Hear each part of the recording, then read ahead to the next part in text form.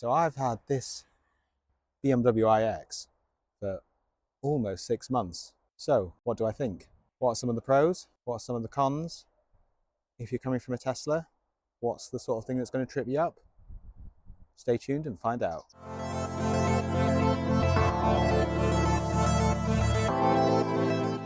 So I've been living with the BMW iX for almost half a year. Got myself a list of some of the things that I've noticed going from Tesla to BMW that might throw people doing something similar. I really loved Tesla's one pedal driving. They weren't the first, but when they implemented it, it was brilliant.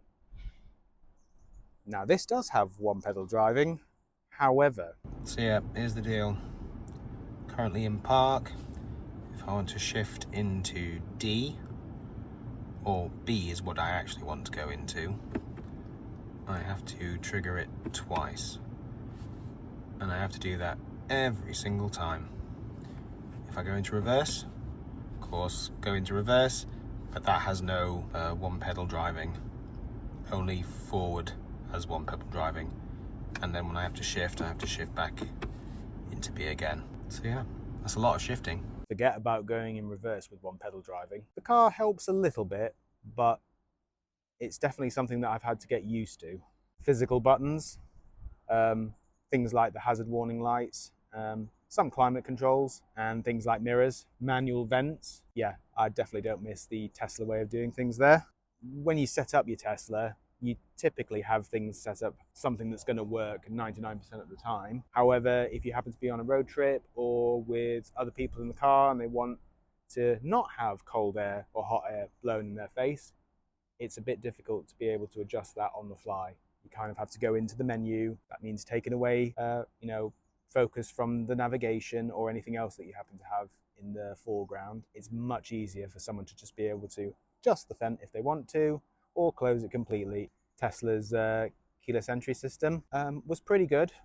Of course, they pioneered the use of a key with a phone, and a lot of manufacturers have sort of caught up to that, but there's not a lot of adjustment that you can make to that. It's either it works or it doesn't. With BMW, at the very least, you can adjust things a bit more, and that particularly helps when used with the family. The Tesla, you had to have a trick of just leaving the door slightly ajar, otherwise the whole thing would just lock up and set the alarm off. The 360 cam, this car has got cameras all around, probably about 4, one on the front, one on the back, and 2 in the door mirrors. For a car this big, that is a godsend.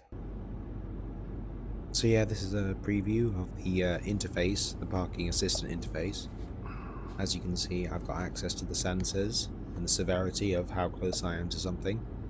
I also have the 360 view, which is good for parking bays and for driving up alongside the curb. Got a nice 3D view, which I never really use, but sometimes it's good for people to be able to visualize where things are in relation to the car. And your usual guidelines and color points.